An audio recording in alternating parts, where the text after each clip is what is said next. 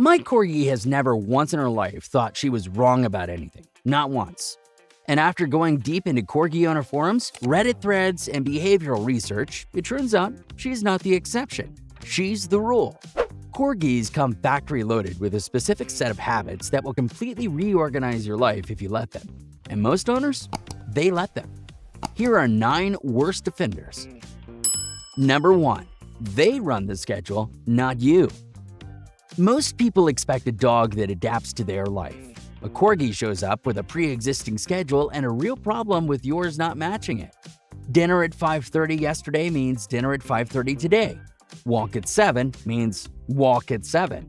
Deviate from any of it and your Corgi will let you know, loudly, persistently, and with complete conviction that you're the one who got it wrong. One owner described it perfectly. If I'm even 10 minutes late with his food, he sits in front of me and just stares. Then starts grumbling if I don't move fast enough.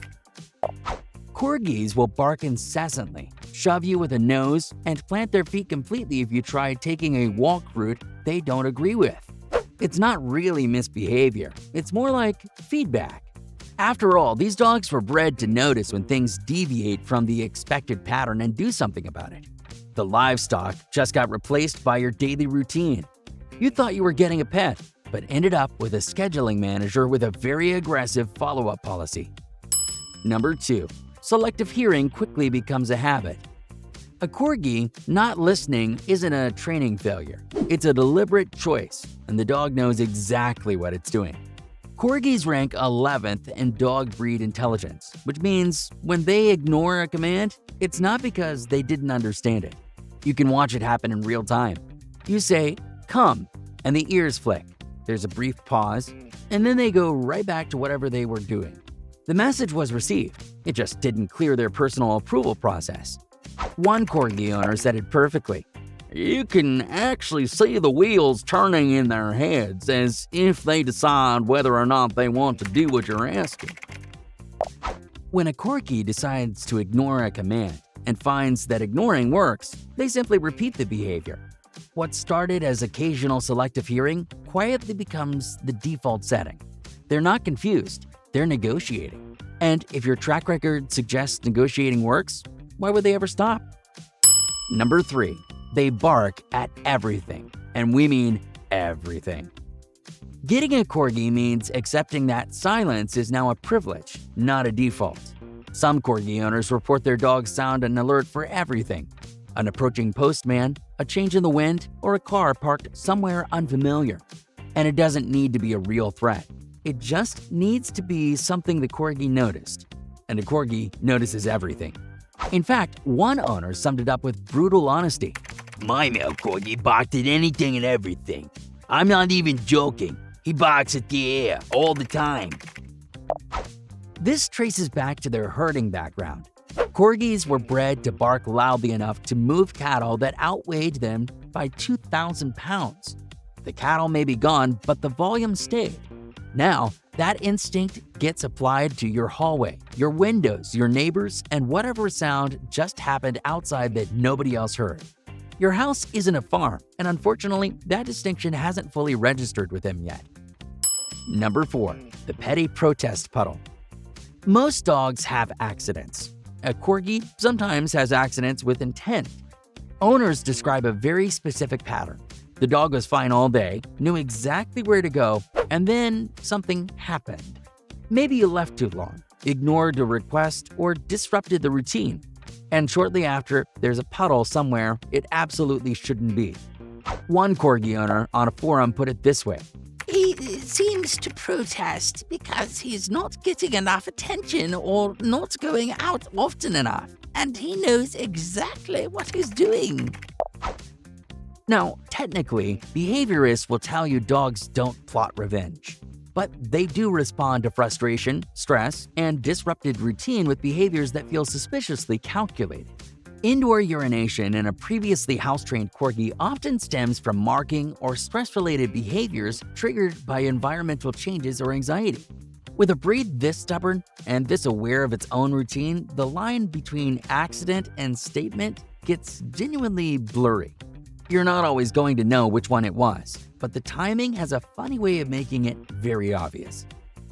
Number 5. Your Corgi has appointed themselves household traffic manager. There's a very specific kind of chaos that comes with having people spread across different rooms, and your Corgi finds it completely unacceptable. Corgis don't love it when their family is scattered throughout the house. Most crave everyone herded into the same area, and they'll follow you wherever you let them to make that happen. This means shadowing you from room to room, cutting you off mid-walk, positioning themselves in doorways, and using their nose to redirect you if you're headed somewhere they didn't authorize. One owner put it this way: "My husband and I are in different rooms, and she physically goes back and forth between us making noise until we're both in the same spot. She won't stop until we comply." Herding dogs will circle strangers, poke their nose to control movement, and walk in front of or behind people to keep them on the preferred path. Your Corgi isn't following you because they love you. Well, partly. But mostly because you wandered off and someone has to keep this household organized. Number 6. They will argue with you. You told the dog no. The dog heard you. The dog disagrees. Corgis talk back with closed-mouth barks, grumble after obeying commands they didn't agree with, and mumble complaints like they're logging the incident for later. But it's not barking exactly, it's commentary. There's a difference, and Corgi owners learn that difference pretty fast. In fact, one owner described it perfectly, saying, "Lucy loves to give a mumble after she obeys a command she didn't really want to. She complies, but she makes sure you know she has feelings about it." The full vocal range includes grumbling, grunting, whining, huffing, and sounds owners consistently describe as less like barking and more like actual talkback. The breed was built to communicate, to push back, and to make their opinions known, and none of that shuts off because they live in a house now. They'll do what you ask. They just reserve the right to have the last word. Number 7. Taking it out on your stuff when they're bored. Something in your house is about to have a very bad day. Without sufficient mental and physical stimulation, Corgis turn destructive, chewing furniture, digging in carpets, tearing up anything within reach, and it doesn't require a long stretch of neglect to get there. A few ignored requests, a skipped walk, or a slow afternoon is sometimes all it takes. One owner put it this way: "If she decides she's bored and I'm not fixing it fast enough, something in the house is going to pay for it. Usually a couch cushion or a pair of shoes." What makes this habit particularly frustrating is that it's not random. There's a direct line between unmet demand and property damage. Corgis are high-energy working dogs that need both physical exercise and mental engagement daily. And when that need goes unmet, the excess energy has to go somewhere. That somewhere is usually your stuff. Number 8. Barking at you until you do something about it. There's a version of Corgi barking that isn't about the mail carrier or a noise outside. It's directed squarely at you, sustained until you respond, and stops the moment you comply. That's demand barking, and it's a different problem entirely. A Corgi demanding attention will bark directly at you with full eye contact, possibly jumping or bringing a toy as added leverage. And the barking stops the moment they get what they want. Food, a walk, playtime, your attention, it doesn't matter what it is. The bark is the invoice. One owner described it perfectly: "She barks aggressively at me when I won't open the door. She tells me when I don't move fast enough. She just keeps going until something happens." If you give your Corgi attention when they demand bark, they have no reason to ever stop. The behavior gets reinforced every single time it works. And with a breed this persistent and this loud, most owners eventually cave, which is exactly how the habit digs in permanently. Number 9. Your ankles are livestock now. Walk through the kitchen, head down the hallway, or let a kid run through the living room, and suddenly there's a Corgi attached to someone's heel with complete conviction that this is the correct response to movement.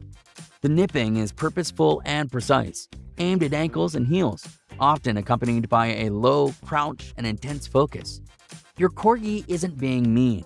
It's being a very good herding dog in a context where herding is deeply unwelcome. One owner put it best saying, She doesn't even hesitate. The second anyone moves fast, she's already at their ankles. My kids are basically a herd of cattle to her. Corgis were bred to nip heels and then dodge quickly to avoid getting kicked by hooves. So the behavior is fast, targeted, and completely automatic. It doesn't matter that you're a person in socks and not a cow in a field. Motion triggered the instinct, and the instinct doesn't ask questions. Without training, it doesn't fade, and it just becomes the permanent house policy. Hey, if you enjoyed this, you'll probably love this video here. And if you subscribe, I'll donate a meal to a rescue dog on your behalf.